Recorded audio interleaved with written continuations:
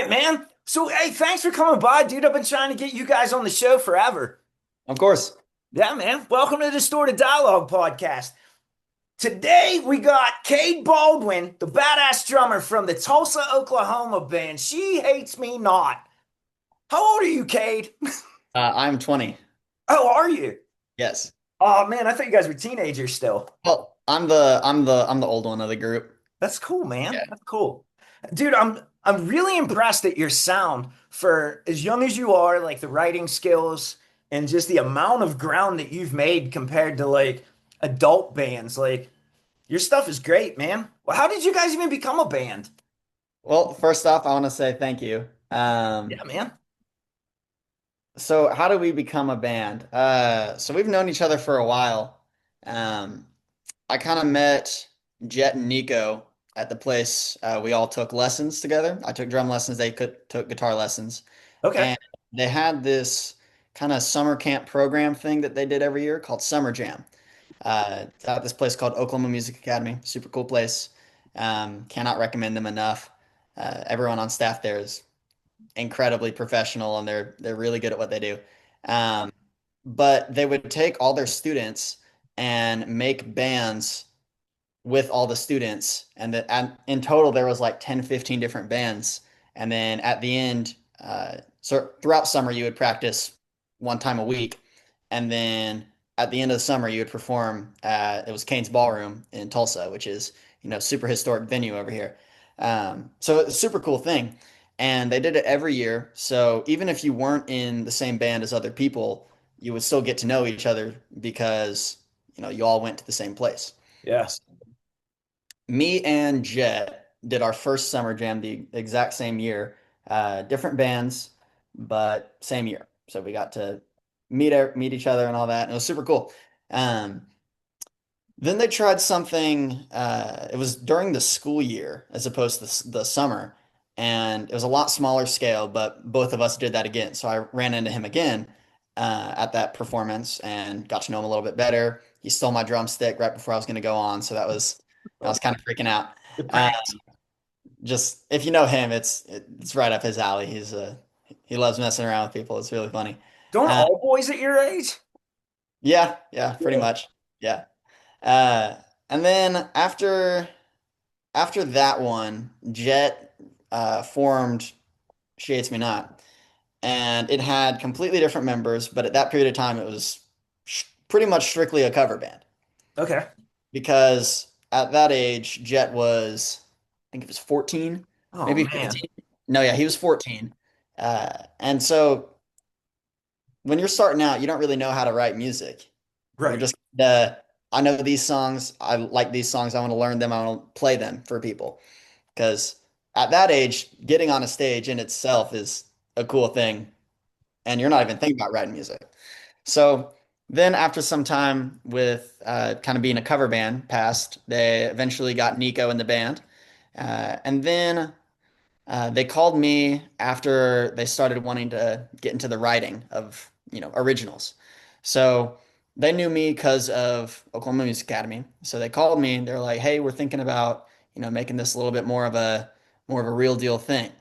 So then of course I was on board just because I hadn't I wasn't in a band at that period of time. So it Yeah. was, I mean, I was in high school. So I had, band, I had drumline, marching band, Sure. all that, Sure. but I didn't have anything like a metal band. Yeah. So it was super cool to have that other area, which I hadn't had any experience in. That's real And cool. yeah, it was super cool. When I got the phone call, I was super excited about it because, writing something is super fun. Oh And yeah. I used to make like drumline cadences and exercises and all that with my friends. So I wasn't unfamiliar with writing, but it was something else I hadn't done. For drum sets, completely different. So I joined, sorry, and a few months later we got Alec, and then that's as it is now. Those Yeah. 4 members, and then we've just been trying to make better and better music, perfect the live show, um, network as much as we can, and then that's It pretty much where we are today. it's working. You guys just performed at the Whiskey this month, man. How was that? It was super fun. That's a big step from only writing or putting together a demo like just over 2 years ago to playing the whiskey, dude. That's a huge step. Thank you. It was really surreal, honestly, because I think it was a little over a year and a half ago.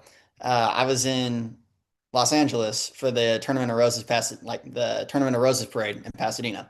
I was on drumline for that, so it was super cool. Yeah, And we got to drive by the whiskey. And whenever we were going by it, I was like, man, I want to play there one day. Because at that point I was in the band, but we weren't, traveling super far yet. sure. And I was looking at it and I was like, one day I will be playing there. And sure enough, about a year and a half later, I was back in LA playing there, and it was super, super cool. Especially because it was like so quick. It's not like it took you 10 years or 20 years to get there, you know? That's cool, Yeah, man. yeah. So And like, do you guys have like a lot of support from like friends your age? I bet. yeah, so of course, part of the name of the game is ticket sales for the local shows, and all four of us go at it every single show, trying to sell as many tickets as we can to everyone we know. Um, Me being in high school at the time, I had the kind of the advantage of knowing the most people and having the most access to people. So, we always shoot for, I don't know, probably 250 tickets sold for our local shows going into it before the actual date of the show. That number's gone up every single time for what we're shooting for, what our goal is. But just recently, the last show we did at the Vanguard here in Tulsa, we did, I think it was 572 tickets sold Dude, that's after awesome. after the event of the after the show. And that was including all the other bands as well. So all the other local bands that we had playing the show. And whenever everyone is, going at it, trying to get this as big of a show as possible, it makes the enjoyment of the show so much higher Yeah. because then every band gets to play for a massive crowd. You get the pictures, you get the when there's a bigger crowd, it's just higher energy, they're more into the music and they're getting into it. So it's really, really cool having a scene here in Tulsa that is really dedicated to getting the big crowd as well. Yeah, and I'll be honest, like I've traveled a lot because I was in the service for a while, but I never made it to Oklahoma, and I had like an aunt move there, and she was like, "Oh man, it's the greatest state," and like she never came back. And I never saw her again. Like, but I was wondering like how big Tulsa is because I live in Pittsburgh, and it's like a smaller big city. So I was Right. like, I bet you Tulsa's like us. And I go to shows here that I consider like kick-ass bands. There might be only like 50 people there. So for you to Mhm. pull in like 500, that's a lot. Yeah, and it's not only that though, because we there are the few shows that I can think of very vividly that have two people in the crowd. So it's been Yeah, it's yeah, been yeah. something you got to work towards. There's a lot of people that go to our shows that don't go to concerts purely because we know them and we've brought them into this area of, um, this is a concert, it's Yeah. a big event. It's for people to hang out, to meet people, just a big public event. And we've gotten a lot of people, I guess, kind of out of their shell and Yeah. go to more public events now, which is another thing because it gets people uh, interacting in person and not just over the phone, which is something I really like about the concerts. But Tulsa in size it's getting bigger every year. It's weird because you have Tulsa, but then you have a bunch of, I guess, cities connected to it. Like you got Broken Arrow, you got Jinx, you got Bixby, you have Sapulpa, Owasso, um, Are those Glen- like suburbs or are they like actual cities outside? It's kind of a mix of both. Okay. Owasso is about a 10-minute drive from, I guess, downtown, maybe 15 minutes from downtown Tulsa. And Okay. then from downtown Tulsa, it just buildings and companies connecting it to the other cities, and then it's just out. Yeah. Uh, I mean, it's all really connected. I can drive pretty much anywhere in Tulsa in about 20, 30 minutes. If I'm going to Owasso, it's probably 35, but Broken Arrow, anywhere around, it's about 20 minutes. So it's all really connected and you know. I think 500 people for Tulsa is a lot then. Because like I'm thinking of the crowds I've been to for Pittsburgh and Mhm. like that's a lot, dude. Yeah. I'm impressed with you guys, man, and like your Thank you. sound and your age and the writing ability. Like it's pretty good for your age, man. Thank And you.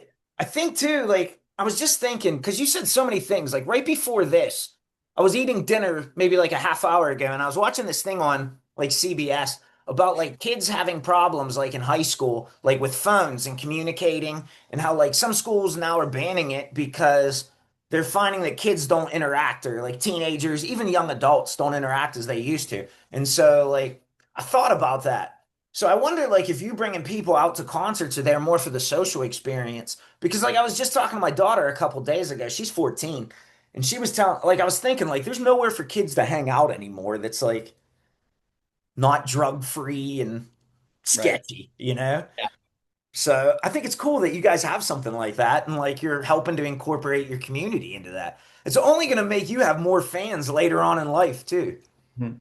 Yeah, it's see, this goes into more of how I view the shows. I haven't really talked to the rest of the band about this, but when it comes to people nowadays, especially our age, the younger crowd, everyone is on their phones 24/7, whether it's social media, whether it's, just watching something for entertainment, or if it's school, right? You're still on something using the internet and you're just constantly looking at a screen and messaging people with your thumbs.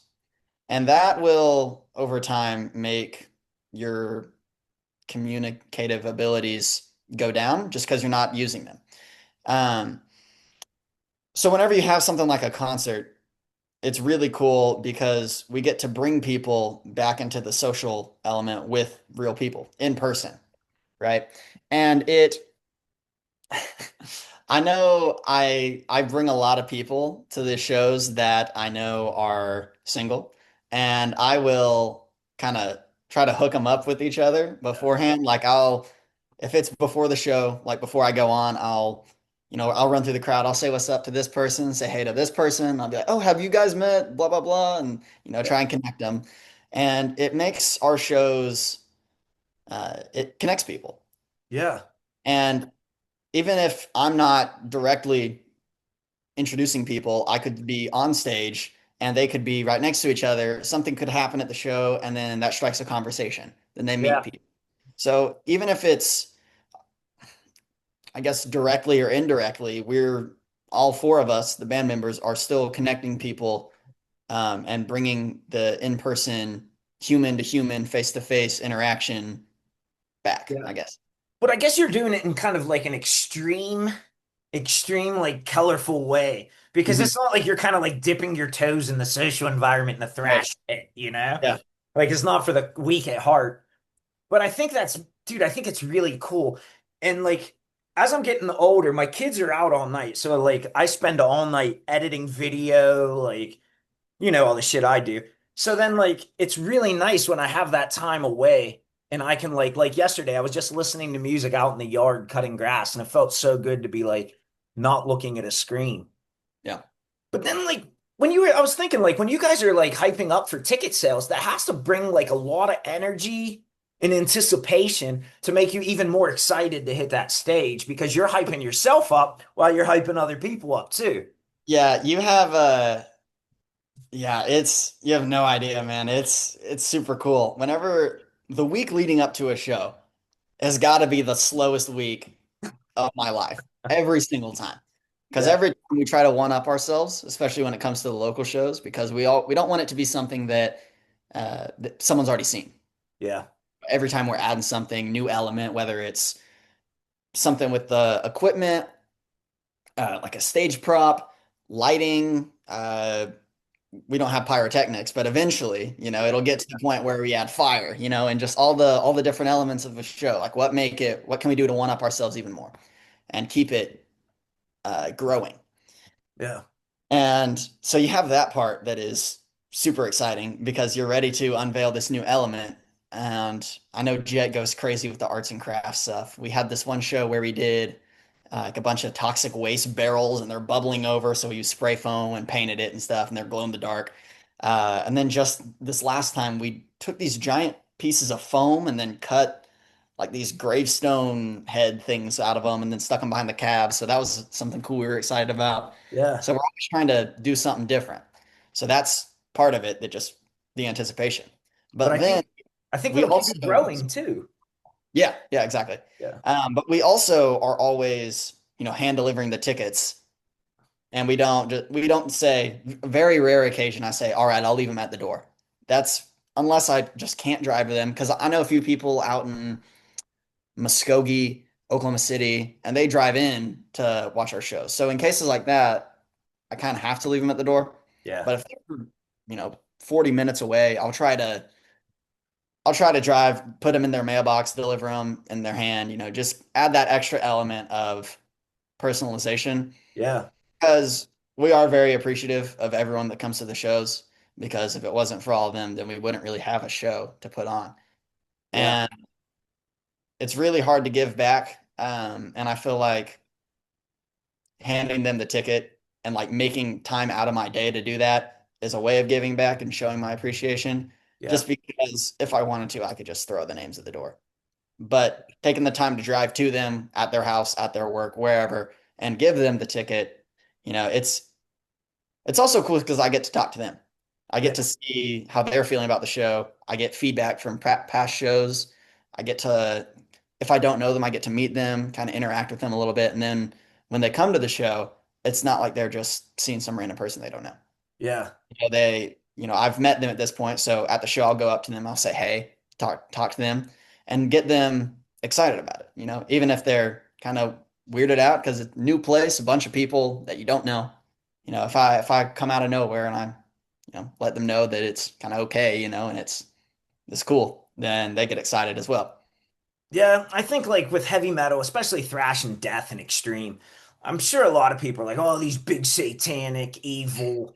But like really, like if you look at any of the satanic guys, they're like the nicest dudes. Yeah. We saw me and my neighbor went to go see King Diamond and Merciful Fate. And there was like a 5-year-old or an 8-year-old or something in the crowd. Like King Diamond's like talking to the kid, and you're like, man, he's such a wholesome dude for a Satanist, you know? And you're like, it's still a good community. Yeah, it's really funny. I think back to this all the time because I'll talk to people and they're like, "Oh yeah, I got an 8-year-old at home. I can't go come to the show, I got to watch the kid and all that." There's this one guy, I don't know his name, and I really need to learn his name and meet him, but I saw it at one show.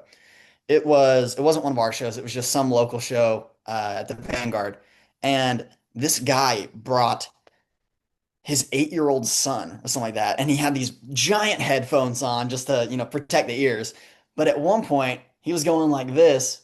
And then his dad picked him up and put him in the pit. And then whenever he was in the pit, he was running around swinging at these giant dudes, and the dudes were just running around him and like, "Rah." Yeah.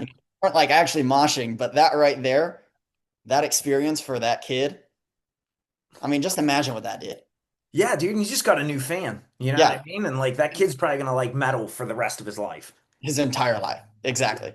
Yeah, That might even grow to something like wanting to be a musician for specifically metal or be involved in concerts in some way. yeah. And So it's I don't want to forget because we keep talking. We're gonna run out of time. I'm gonna talk, but I want to push tomorrow. You guys got a monster single dropping, and okay. face what fights you. Yes. How excited are you, dude? Are you more excited for a single to drop or for a show? See, it's weird because I got two shows this weekend and the single dropping. So Oh, I'm like, dude, that's a monster weekend. yeah, I'm going right now. I'm super And it's excited. Halloween, my Yeah, favorite exactly. holiday. Yeah. Yeah, Um, yeah, I don't know. It's a mix of every emotion you can feel. I'm super nervous to see people's reactions to it, but at the same time, I'm very confident in what we have created for this one song. I think it is probably our best song to date as far as songwriting goes, as far as technical ability goes, as far as production. Um, we tried a few new things in the studio that we haven't done before, so it was really cool to see how it sounds different, and I think it works really, really well. yeah, Um, there's a lot of there's a lot of things we're doing different in this song and this new kind of era of our sound. We've really hammered in what we think we should sound like, and Okay. Life Without Mechanized Murder are two examples of that. But this one right here, Face What Fights You, I think is the first song that truly encompasses like what we want to sound like for our career. Yeah, it sounds great, man. And you could really, I thought the guitars were like a big step up too. Like just the tone and I want to say the tremolo work. I think they use the trem a lot more. And it had more of, I call it that Texas sound. Like whether Yeah. it's, I was listening to Frozen Soul earlier because of Yep. it. They're But like great. that Frozen Soul, Creeping Death, Gate Creeper, like it just has that nastiness from like Power Trip on the guitar. And like it Yeah. just sounds great, man. Like a big step up. Although like I like Secrets of Salem, I really liked Mr. Harvey. That song got a Mhm. groove, man, hard groove. Yes. Yeah. And I think Alex's bass line in the beginning really like I'm not a bass dude, but that's a really cool bass line, so I have to give him credit on that one. Yeah. Yeah, with the with Harvey, that was a song that is, more on the groove side. And we knew from early on we wanted something with groove elements. And I want to say this right here. I don't want to take credit for someone else's work. Mr. Harvey is actually an original by a band in Tulsa that does not exist anymore. Okay. That band is called Grind. They have a Mr. Harvey also released on streaming services. We did a little bit differently than they did. And all of those people uh, kind of helped out with the band and kind of showed us the reins whenever we were first starting out. So we're super thankful for all those guys. They're not a band anymore, which sucks, but they kind of gave us the all clear to play and record the song. So that was them, but we had our kind of own interpretation of it. Yeah, I think what so I didn't listen to the grind one, but I will tonight. And Mhm. did did they have the like the who the hell was that? Alan Wattsman? No, that was Mr. Harvey talking, wasn't it? Yeah. Yeah. So did they have that Mr. Harvey talking in their version? Yes, I believe so. Yeah. Okay. So I think it was Jet I was talking to a couple months ago, and he was telling me that like Everlast, I think, is from Tulsa. Okay. And so, because I asked him, I was like, hey man, do you guys listen to rap at all? And he was like, no, not really. And I was like, okay, there's a band from New England. Like, I'm really into rap too. Like, old school hip hop, I'm probably even more knowledgeable than metal because, like, that's what I grew up on. My dad was a record collector. And, so there's a band, like an underground rap crew called the Demigods, and they have this rapper named Ryu. His album's called Tanks for the Memories, and he sings it starts off that with if I was the devil, and then it like continually goes, and he's telling like, but he's using it to tell more of like a seductive woman.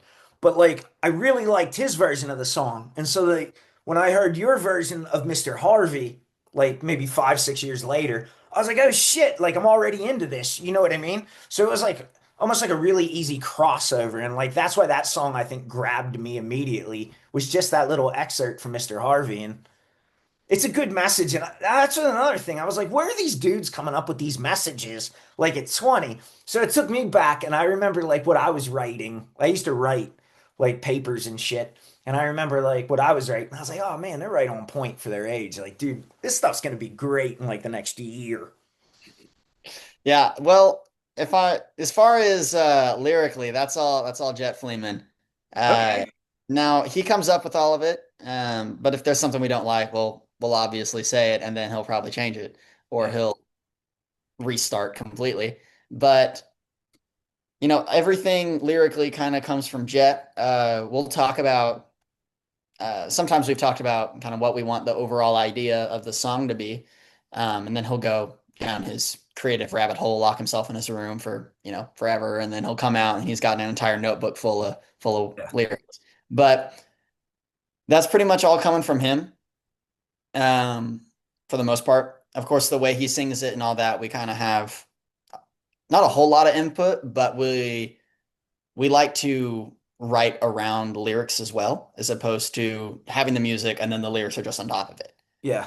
we write in kind of three stages where we make the music, make the lyrics, figure out how the lyrics work with the music, and then we sometimes rewrite the music to better emphasize parts of the song, like with the lyrics. Like if there's like in this one song we're working on right now, there's a part in the song where the lyrics are like a hard, staccato, almost, Yeah. powerful thing. So instead of keeping the riff going and keeping the drums going the entire time, we're doing like just hard stops, like a or like a ching ching ching, or like something ka ka on the snare, There's something. technical terms. Yeah, exactly. Something to reinforce and emphasize those syllables. And Yeah. we'll do that with really all of our like most recent songs because that's where we really started trying to take the songwriting approach more seriously. But we're always going kind of in three parts for the songs. But yeah, as far as lyrically goes, that's pretty much all Jet. Musically is really, really collaborative throughout the entire songwriting process. But as far as the lyrics go, specifically, that's more Jet stuff. No, I'm assuming just because it seems like the way you guys are that you guys all write together like in a room or in maybe probably work on it separately yourselves. So yeah, so whenever we'll go separately and we'll create certain ideas, like I'll think of some kind of groove that I like or some drum fill that I want to incorporate, and I don't know how to incorporate that yet. So I'll record it. Our voice memos and our phones are packed with stuff. And all of us have stuff like that. Like Alec makes riffs, Nico makes riffs, Jet makes riffs, and then I make just things that I think of and I'll put the tempo of it. And then whenever we're together, we'll bring these ideas to the table and play them, listen to them, whatever it is, and figure out if we like it, if we think this will work with this. And we'll see kind of how we can piece the puzzle together to make it all work. And so whenever we're writing music, we are all together writing music. But whenever we are kind of by ourselves, we'll think of ways we can improve it, and then we'll think on that for a few days. And then if we really like that idea, we'll write it down and then present it to the rest of the group whenever we see each other next. And with that, it's a really weird thing of sometimes we're so much on the same page that what we come back with is the exact same kind of points that we want to talk about and or like parts of the song we want to change. Yeah. It's kind of weird. That's kind of cool, like a cohesion. I used to be a carpenter and I had an apprentice work for me. And like eventually you get to the point where you're like working hand in hand without talking. And that feels really good because you just kind of know where the other person is. And I feel like on with four people on a stage talking musically, like that has to be a really nice conversation. Like you guys know each other's flow. Yeah. Yeah, it has to work well. Make sure, dude, all your voice recordings are loaded to a cloud. Don't Uh, lose a phone like Kirk Hammett did. yeah. Yeah. You said something I wanna talk about quickly. You mentioned kind of working hand in hand and not saying anything.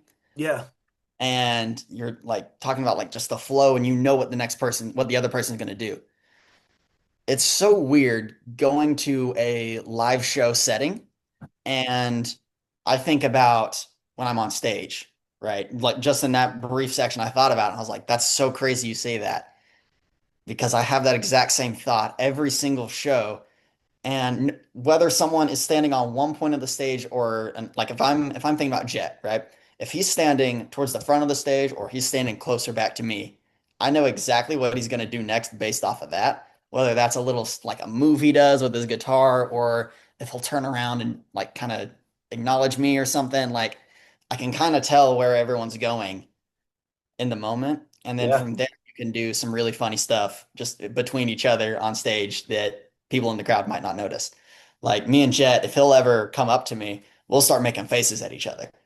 yeah, And no one ever comes up to us asking about it because no one ever sees it because you're not really if there's so much going on, you're not paying attention to the two people that are kind of back on the in the back. yeah.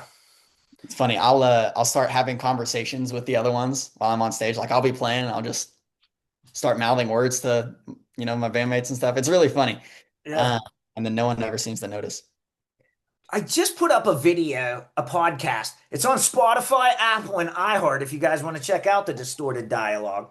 But I just interviewed at that Descendants of Crom festival I was talking to Mr. Fleeman about. I was telling there was a band there from like Virginia called Valkyrie, and their two brothers are the guitar players, and they have a bassist and a drummer. Well, the one guitar player left and played in Baroness for like 8 or 10 years or something. Then he came back to the band.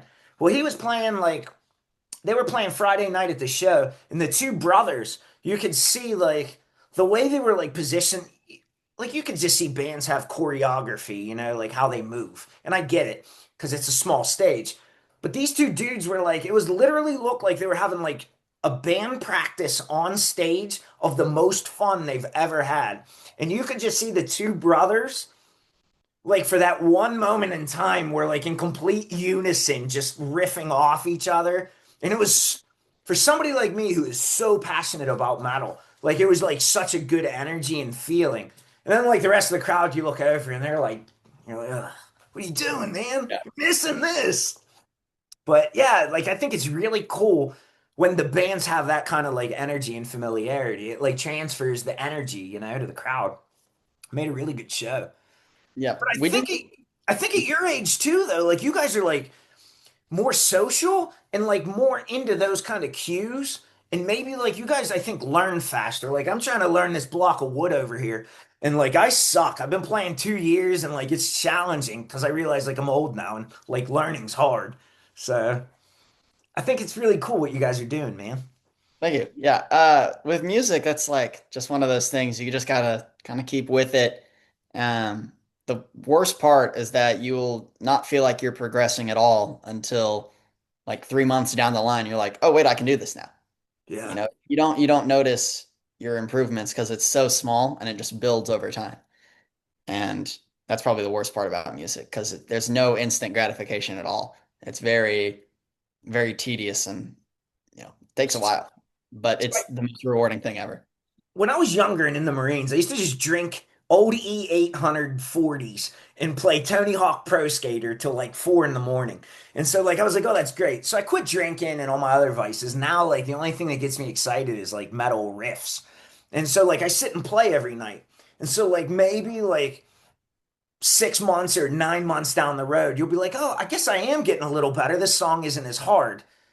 But I think maybe because like I practice at least, even if it's only 5 minutes a day, I try to do it daily. And so like I think it's just the same thing as like if somebody loses weight. If you see them daily, you don't notice it. Exactly.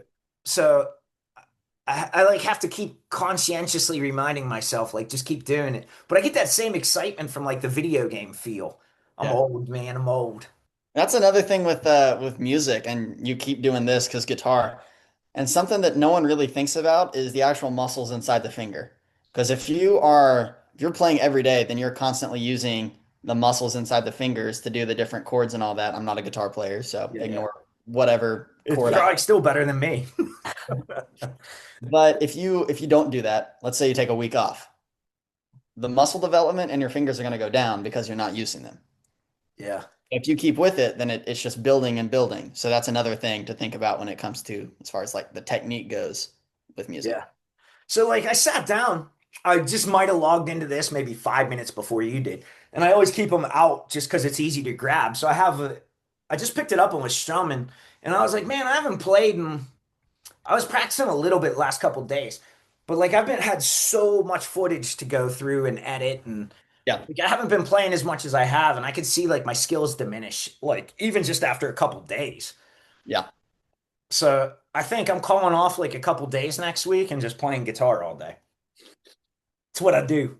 yeah.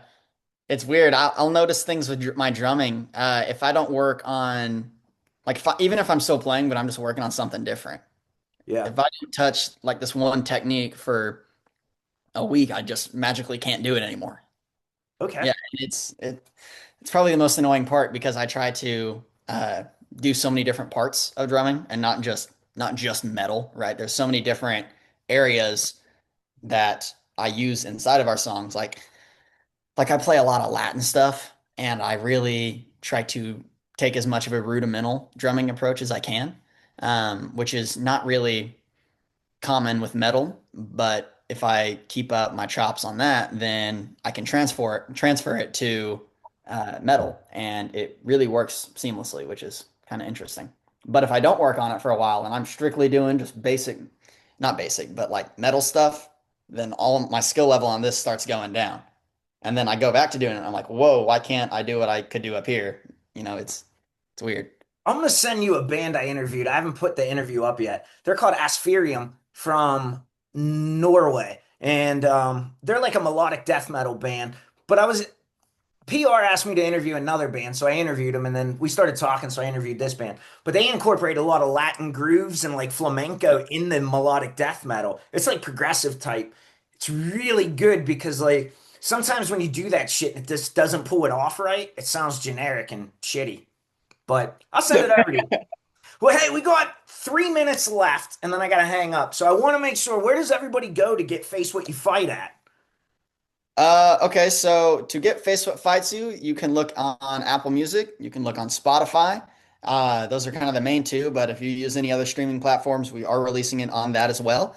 I believe we are putting out a YouTube video with the lyrics, but I might pretty sure on that. And then on YouTube, you can find a lot of stuff on there as well. We have live concert video of us playing that song. On there as well. I know if you keep up with our social medias, Instagram, Facebook, I think we have TikTok as well, at She Hates Me Not Official on everything. If you keep up with that, you'll kind of keep up to date with everything we got going on. So we might be coming, to a town near you or, dropping new songs. I think we're planning on doing a music video maybe. So once that's done, that'll be on YouTube as well. So yeah, there's a lot of stuff in the works. I hope one of the things in the works is coming to Pittsburgh within the next decade. So I would I ask every band to come, and then half the time I can't go because my daughters are in activities. So I feel Yeah, like a shithead. But thanks again for coming by. I really appreciate it, man. And we're gonna have to do this again. for sure. Yeah.